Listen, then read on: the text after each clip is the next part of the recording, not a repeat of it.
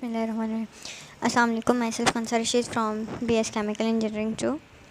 Today I am presentation on size reduction equipments.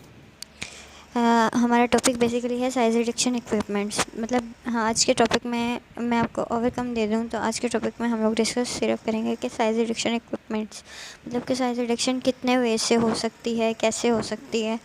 ठीक है, तो हमारे आज के टॉपिक का कंटेंट है हमारे पास सबसे पहले यह है size ranges of solid particles की रेंजेस बताएंगे। ठीक है, डिफरेंट साइज़ रिडक्शन इक्विपमेंट्स की रेंजेस बताएंगे, कोलॉइड के बारे में बताएंगे, सोल के बारे में बताएंगे, इमल्शन है हमारे पास। इसके बाद हम क्लासिफिकेशन करेंगे साइज़ रिडक्शन इक्विपमेंट्स की और उसके बाद लास्ट में हम types of size reduction discuss करेंगे। मतलब कि जैसा कि मैंने पहले आपको बताया कि हम आज just and just size reduction equipments के बारे में पढ़ेंगे कि साइज़ रिडक्शन कैसे कैसे और किन मुख्तलिफ़ तरीक़ों से हो सकती है। हमारे पास सबसे पहले है size ranges for different size reduction equipments. ठीक है, फीड साइज़ के बारे में आपको पता होगा। हमारे पास इक्विपमेंट्स हैं, कोर्स क्रशर है, इसके हमारे पास फीड साइज़ है 1500 से 40 मिलीमीटर्स में होती हैं हमारे पास फीड साइज़ भी, प्रोडक्ट साइज़ भी। ठीक है, तो हम अभी फीड साइज़ डिस्कस कर रहे हैं। ऐसे इंटरमीडिएट क्रशर है तो वो हमारे पास 5 से 0.21 मिलीमीटर तक जाएगा। फाइन ग्राइंडर है तो वो 5 से 2 मिलीमीटर तक जाएगा। और अगर हम कॉलाइड मिल्स की बात करें तो वो हमारे पास 0.2 मिलीमीटर है।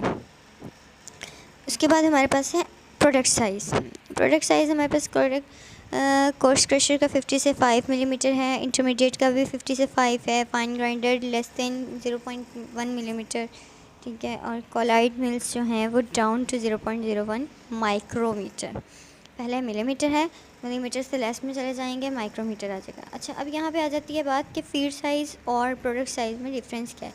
देखिए, हम अगर कोर्स क्रशर की बात करें तो हमारे पास फीड साइज़ में सिर्फ 1500 से 40 mm तक जाता है, लेकिन जब वो प्रोडक्ट बनता है तो वो 50 से 5 mm तक हो जाता है। मतलब कि डिफरेंस आ जाता है। फीड से जब कोई भी चीज़ प्रोडक्ट बनती है तो उसका साइज़ जो है वो इंक्रीज़ हो ही जाता है।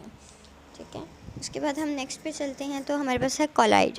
होमोजीनियस के बारे में हमें पता है, सेम चीज़ को कहते हैं homogeneous non crystalline substance consisting of large molecules और ultra microscopic particles of one substance disperse और सेकंड सब्सटेंस। एक सब्सटेंस के अगर हम बड़े मॉलिक्यूल्स या अल्ट्रा माइक्रोस्कोपिक मॉलिक्यूल्स ले लेते हैं, पार्टिकल्स ले लेते हैं दूसरे सब्सटेंस की तरफ, तो वो कॉलाइड कहलाएंगे। एक जैसे हों मगर हाँ होमोजीनियस नॉन क्रिस्टलाइन, मतलब दो खसूसियात होनी चाहिए, एक तो वो होमोजीनियस, एक नॉन क्रिस्टलाइन होने चाहिए। ठीक है, और लार्ज मॉलिक्यूल्स और अल्ट्रा माइक्रोस्कोपिक पार्टिकल्स हों एक सब्सटेंस के जो डिस्पर्स हो रहे हों दूसरे सब्सटेंस की तरफ। एग्जांपल ले लेते हैं हम, तो इसमें हमारे पास आ जाती हैं सोल्स, जेल्स एंड इमल्शंस। ये हम नेक्स्ट में डिस्कस करेंगे। ठीक है, नेक्स्ट हम चलते हैं सोल जो है वो कॉलाइड की ही एक टाइप है।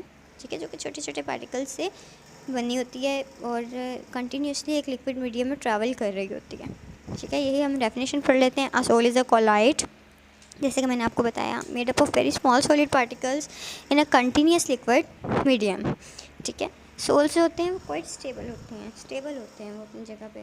ठीक है, examples blood, mud, milk of magnesia, etc।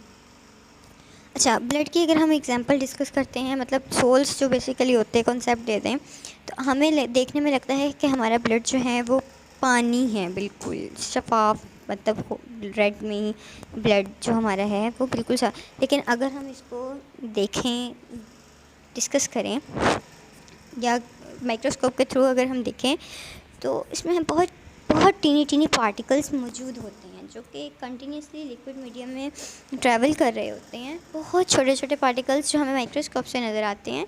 ठीक है, इसी तरह मिट्टी में भी और मिल्क और मैग्नीशियम में भी यही खसूसियात पाई जाती हैं।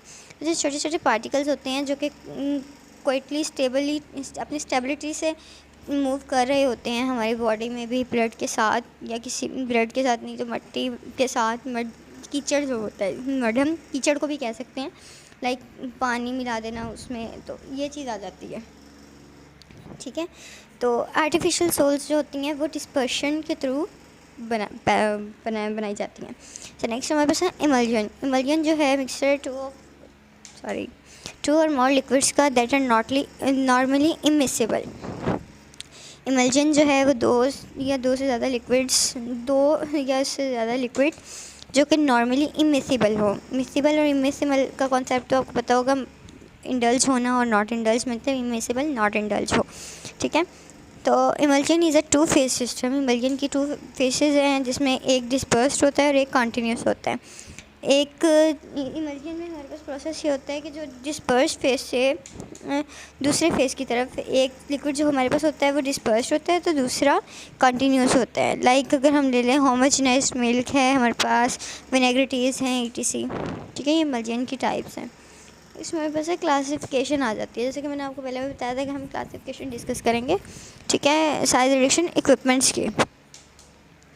Size reduction equipment first of all आ जाते हैं हमारे पास क्रशर्स।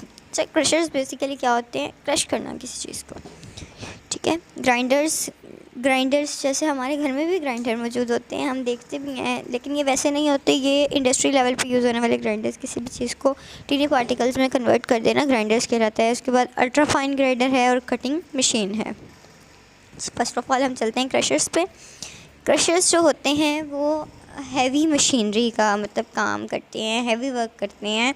लाइक बड़े बड़े अगर हम ले लेते हैं ईंट के पार्टिकल्स ले लेते हैं, ब्रिक के पार्टिकल्स ले लेते हैं और उनको क्रश करना स्टार्ट करते हैं, हम क्रशर में डाल दें तो वो उसको बहुत छोटे छोटे टीनी स्मॉलर लम्प्स, बहुत छोटे छोटे पार्टिकल्स में कन्वर्ट कर देगा, ठीक है। और इसकी साइज रेंज है, मेन जो बात आ जाती है वो होती है 150 से 300 mm, ठीक है। Secondary crusher the reduces further the product of the primary crusher to 6 mm particles तक जाता है, ठीक है। क्रशर्स के बारे में जो कॉन्सेप्ट दिया है ये बात वही है कि मतलब क्रशर्स जो होता है बड़े बड़े पार्टिकल्स को छोटे छोटे पार्टिकल्स में, बहुत टीनी पार्टिकल्स में कन्वर्ट कर देता है। अगर हम टाइप्स डिस्कस करते हैं तो हमें जैसा कि पता है कि क्रशर्स की टाइप्स हैं, जॉ क्रशर है हमारे पास, जेरेटरी क्रशर है, क्रशिंग मिल्स हैं, ग्राइंडर्स हैं। ग्राइंडर्स में हमारे पास हैमर मिल है, रोलिंग मिल है, रोलिंग मिल में फिर रोलिंग ऑपरेशन मिल्स अगर हम देखते हैं, बॉल मिल है हमारे पास, रोलर है, ट्रिशन है, ठीक है, टम्बलिंग मिल है, रोड मिल है, बॉल मिल है, ट्यूब मिल है। अल्ट्रा फाइन ग्राइंडर्स में देख लें तो हैमर मिल्स हैं, ठीक है, with different compartments mills, fluid energy mills, agitated mills and cutting machine. Cutting machine में हमारे पास आ जाता है नाइफ़ कटर, नाइफ़ के थ्रू कट करना। मतलब ये डिफरेंट टाइप्स हैं क्रशर्स की बताई हुई कि कैसे कैसे क्रशिंग होती है। अच्छा, एक बात हम डिस्कस कर लें कि क्रशर्स में होती है हमारे पास intermediate, coarse and fine grinding, जबकि ग्राइंडर्स में हमारे पास होती है इंटरमीडिएट एंड फाइन क्रशिंग, ठीक है। अब हम आगे चलते हैं। फर्स्ट ऑफ ऑल हमारे पास क्रशर की पहली टाइप आ जाती है जॉ क्रशर, ठीक है। इसमें क्या होता है कि एक जोन सा बना होता है, ठीक है, दो मतलब जॉ लगे हुए हैं जो कि मूवेबल होते हैं। इसके अंदर हम कोई भी चीज़ या कोई भी पत्थर वगैरह डालते हैं तो ये मूव और इसको मूव करवाते हैं। जैसे ही हम इसको मूव करवाना शुरू करते हैं तो ये कंप्रेस करता है और पार्टिकल्स को क्रश कर देता है, ठीक है।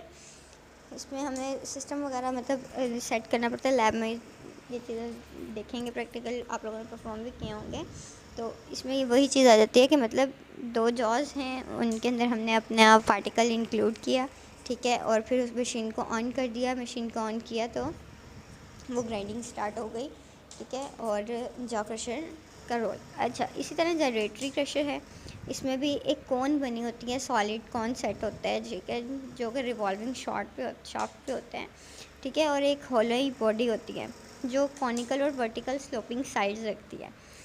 आप फिगर में भी नोट कर रहे होंगे।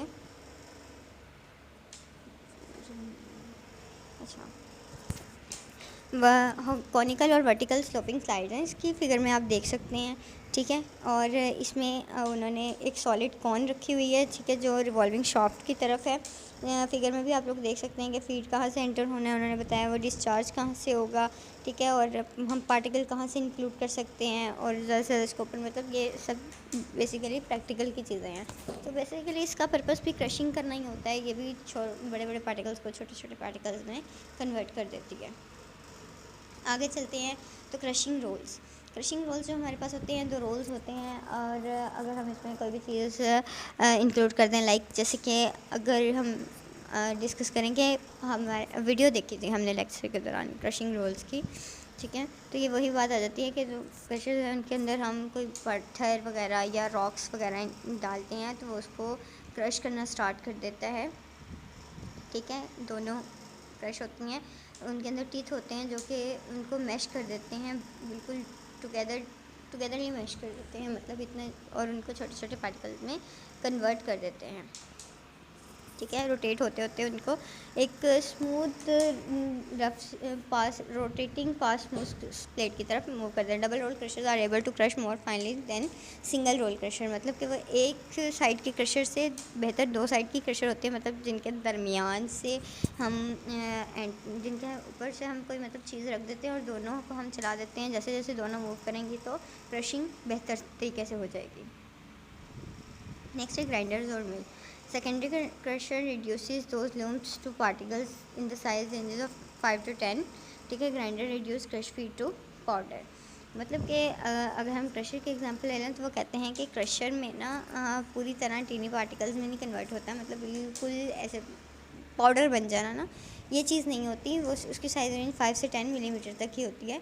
तो ग्राइंडर्स जो होते हैं वो बेसिकली उसको रिड्यूस कर देते हैं और उसको बिल्कुल पाउडर के फॉर्म में कन्वर्ट कर देते हैं। ग्राइंडर्स की टाइप्स आ जाती हैं, रोलर मिल है, हैमर मिल है, टम्बलिंग है और डिस्क ट्रिशन मिल है।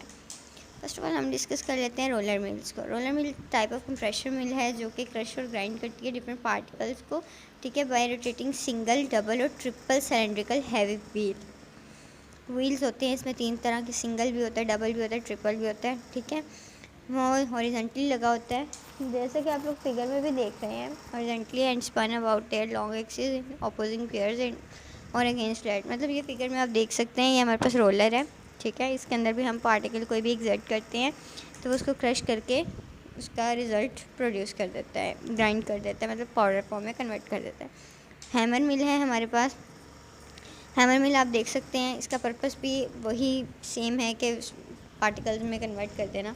अब इसकी एग्जांपल हम ले लेते हैं, लाइक हमने इसके साइड पे वो लगा होता है,